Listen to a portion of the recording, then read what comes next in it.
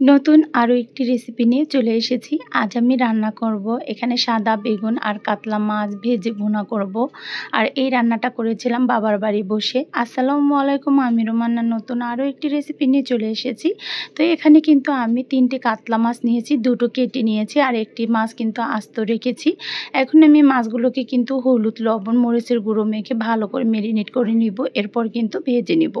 আর এই আস্ত কাতলা মাছটা কিন্তু আমার ছোট ভাইয়ের বউকে খাওয়ানো হবে, এর জন্য কিন্তু আমি আস্ত মাছটাই ভেজে নিব। তো এরপর কিন্তু কড়াইতে তেল দিয়ে মাছটা দিয়ে দিয়েছি। এখন আমি মাছটাকে সুন্দর করে ভেজে নিব। তো মাছটা দিয়েছিলাম, এই কড়াইতে লেগে গিয়েছিল, তো মাছটা কিন্তু ভেঙে গিয়েছিল।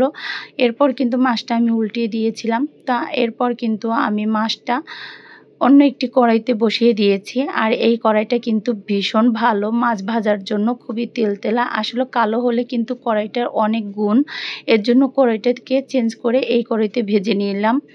আর মাছগুলো ভাজা কিন্তু সম্পূর্ণ শেষ, বাকি মাছগুলো আমি ভেজে তুলে নিয়েছি। এরপর কিন্তু গাছ থেকে বেগুন তুলে নিয়ে আসলাম। আর এই সাদা বেগুন কিন্তু আমার মায়ের গাছে হয়েছে, তো এই বেগুনগুলো একটু ভেজে নিয়েছি।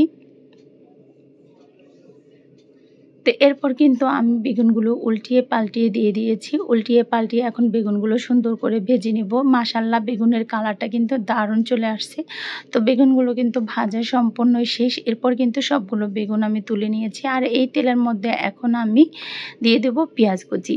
তো পেঁয়াজটাকে কিন্তু এখন আমি তেলের মধ্যে দিয়ে ভালো করে একটু ভেজে নেব। ভেজে নেওয়ার পরে কিন্তু এখানে আমি এক এক করে সব ধরনের মশলা অ্যাড করে দিব।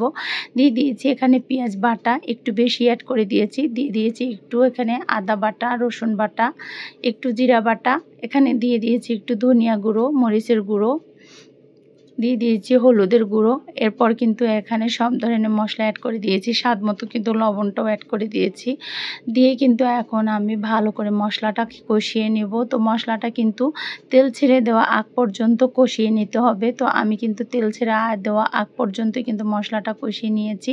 তো এরপর কিন্তু মশলাটা সম্পূর্ণই কষানো শেষ। এখন আমি এখানে কিন্তু ঝোলের জন্য পানিটা অ্যাড করে দিয়েছি।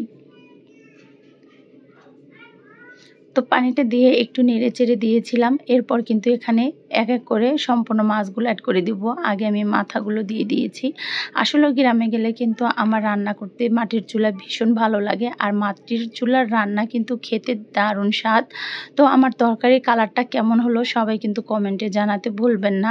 তো এরপর কিন্তু মাছগুলো দেওয়ার পর আমি উপর দিয়ে কিন্তু বেগুনগুলো দিয়ে দিয়েছিলাম। রান্নাটা কিন্তু প্রায় শেষের দিকে। মাশাআল্লাহ, খেতে কিন্তু ভীষণ সুন্দর হয়েছিল, মজা। আর কালারটাও কিন্তু দারুণ হয়েছিল। ভালো লাগলে অবশ্যই লাইক কমেন্ট করে পাশে থাকবেন। সবাই ভালো থাকবেন, সুস্থ থাকবেন। আল্লাহ হাফেজ।